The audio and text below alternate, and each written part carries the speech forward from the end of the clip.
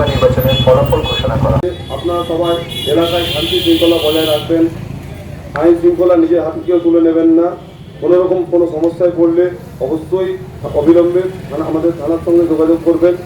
পশ্চিম বর্ধমান আসানসোল বারাবণী এলাকায় শান্তি বজায় রাখতে বারাবণী থানার পুলিশ প্রশাসনের মাইকিং।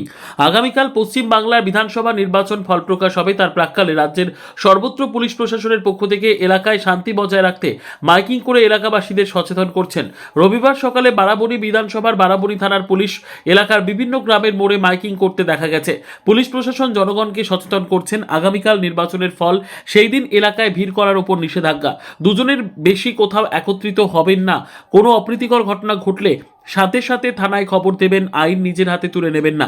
কোনো ঝামেলা তৈরি হলে পুলিশ প্রশাসন তাদের বিরুদ্ধে কঠোর ব্যবস্থা গ্রহণ করবে।